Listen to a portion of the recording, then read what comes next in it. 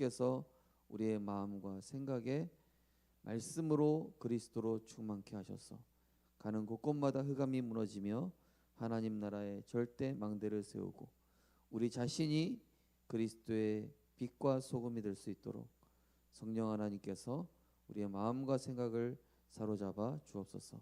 모든 흑암의 견고한 진들이 그리스도 앞에 결박되고 무너지게 하여 주옵소서. 예수 그리스도 이름으로 기도드리옵나이다. 아멘. 하나님 말씀은 여호수아서 8장입니다.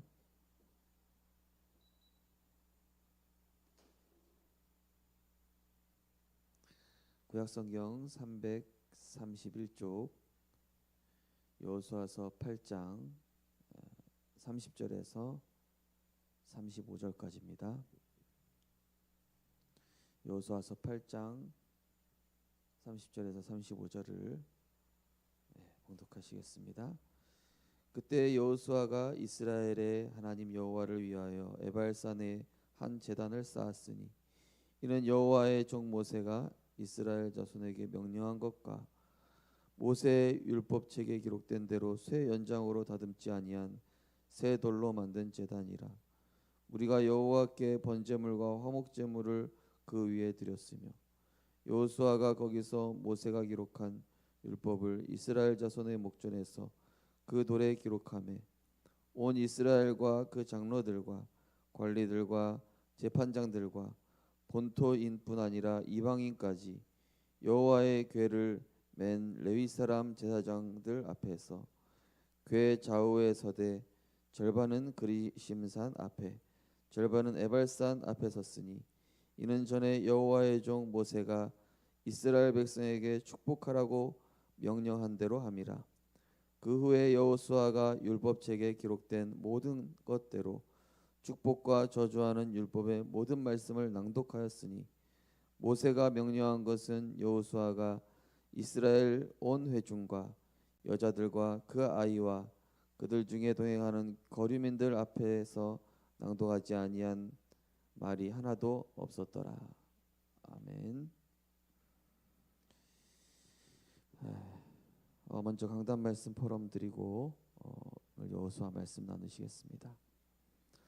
성령 세례, 마가다락방의 성령의 충만함의 역사입니다. 기도의 사람 웰링턴 장군은 부하들한테 이렇게 얘기했다고 합니다.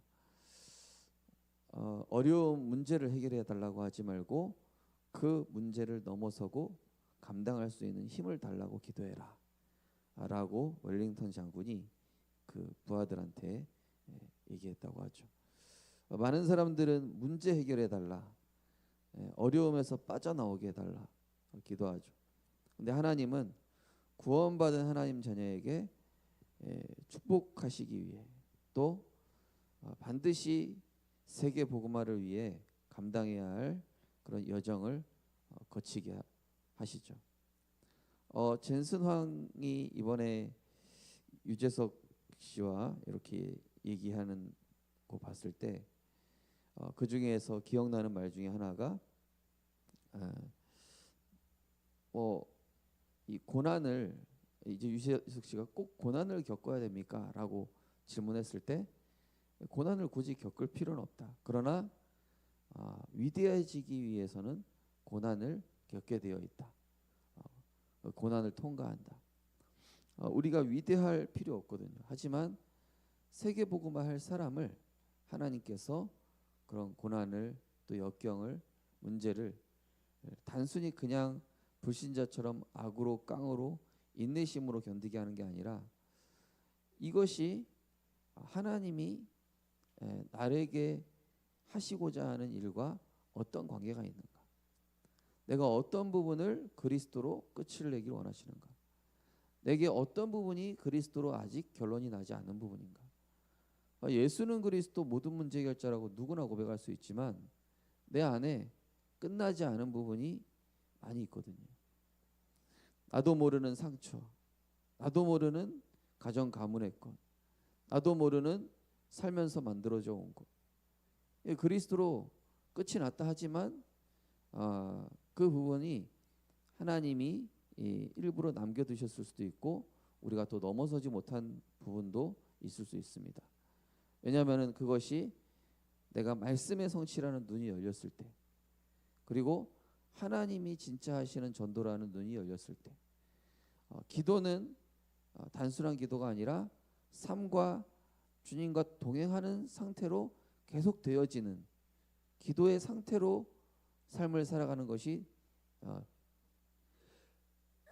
되어지고 눈이 열렸을 때 하나님은 그 문제가 이미 해결되어져 있음을, 아니 어쩌면 문제가 문제로 보이지 않게 되어지는 그런 상태로 우리를 바꿔놓으실 것입니다. 그래서 이번 주 강단의 성령 세례에 대해서 전 좀 묵상하면서, 그래, 이 성령 세례 다른 말로 성령 충만인데 뭐 옛날에 은사주의 했을 때는 성령 충만하면은 막 불 받아서 방언하고 병 고치고 막 예언하고 그거를 성령 충만이라는데, 자세히 말씀을 읽어보고 이 성령 충만 받은 제자들의 특징을 보니까 한 세 가지가 있더라고요. 하나는 하나님 말씀에 완전히 사로잡혔어요. 네. 그리고 성령에 사로잡혔다는 증거로 늘 성령의 인도 받고자 기도를 한 거예요. 바나바 바울을 따로 세울 때도 그렇고, 예. 또 예수님 제자 그 가룟 유다 죽은 뒤에 또 그 마띠아를 뽑을 때도 그렇고 항상 성령께 사로잡힌 바 됐다는 거예요. 그러니까 한마디로 말씀에 사로잡힌 바 됐다. 그러면서 잠깐 반짝 성령 충만한 게 아니라 이게 지속되어지는 집중 시스템이 있었다라는 것이죠. 성령 충만이라는 게, 성령 충만이 그냥 단 한순간 막 뜨거워가지고 막 그 정도는 누구나 할 수 있잖아요. 근데 이게 지속되는 삶, 이게 말씀에 사로잡히고 기도에 사로잡히고 그리스도께 사로잡히는 이 상태가 지속되어지는 시스템이 있는 걸 성령 충만 중에 이제 하나인 거죠. 그 다음에 이제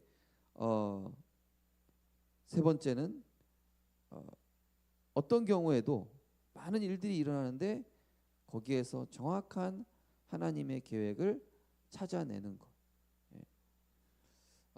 하나님의 큰 축복, 하나님이 여시고자 하는 계획, 인간의 생각과 반대편에 있는 하나님의 일들. 우리가 여호수아서를 통해서도 계속 그런 부분들이 보여지는 거예요. 한마디로 그리스도로 인생의 결론이 났다. 성령 충만하다.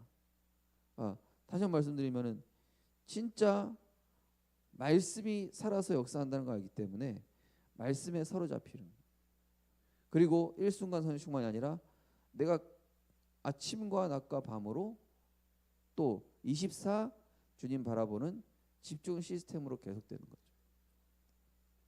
그러면서 좋은 일이 일어나서 응답받았다, 뭐 나쁜 일이 해결됐다, 이게 아니라 하나님의 계획이 이렇게 성취됐구나. 이 응답이 온 게, 이 문제가 온 게 하나님이 이렇게 이 말씀을 성취시키기 위한 계획이 있었다라는 눈이 열리는 이 성령 충만을 말하는 거죠. 왜냐하면은 눈이 열렸다는 증거로 베드로와 요한이 늘 봤던 안진뱅이에게 뭘 바꿔주냐? 그 안진뱅이의 근본을 바꿔주잖아요. 그 안진뱅이의 생각과 시선과 중심을 딱 바꿔버려.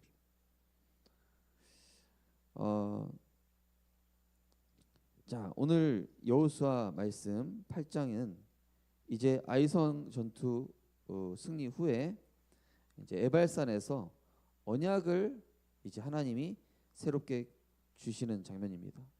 한마디로 많은 사람들이 전쟁의 승리에 도취될 거 아니에요. 이겼다, 응답받았다. 그게 중요한 게 아니라 전쟁의 승리보다 하나님과의 언약 회복이 더 중요하다는 사실을 늘 강조하고 있어요. 예.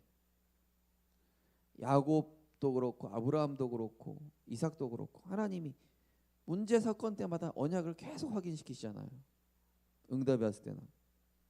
그래서 이 이스라엘 백성을 여호수아가 이끌고 에발산에서 제단을 쌓은 거예요. 이때 아무것도 다듬지 아니한 자연석으로 제단을 쌓았고 번제와 화목제, 마치 유월절이랑 비슷하죠, 그죠? 유월절에 보면은 누룩을 넣지 아니한 빵, 그죠? 그걸 먹고 앉지 않고 서서 먹었죠. 그게 뭐냐?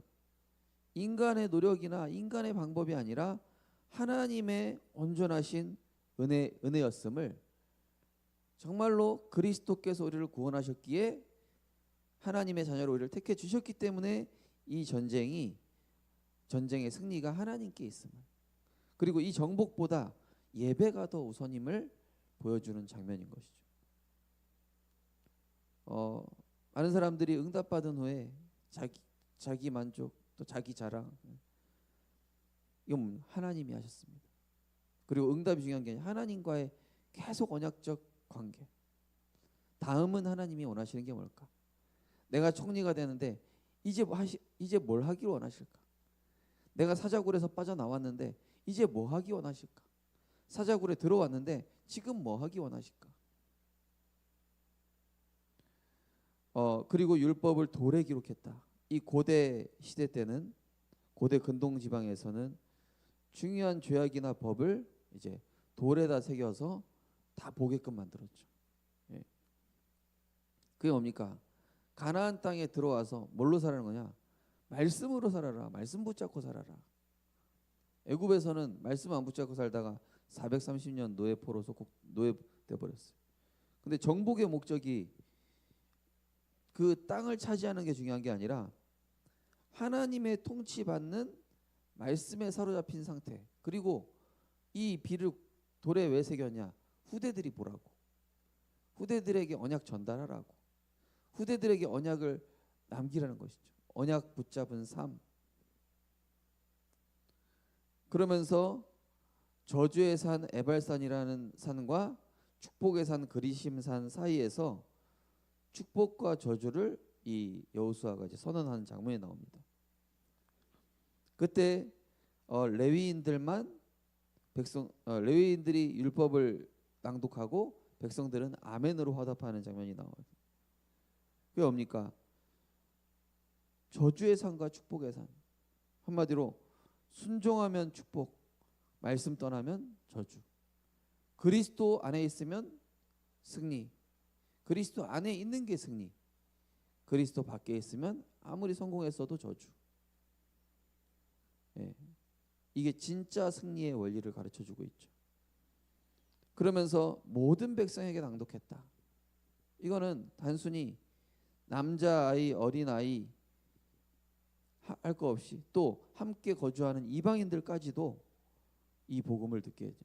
로마서 1장 16절 17절, 내가 복음을 부끄러워하지 아니한다.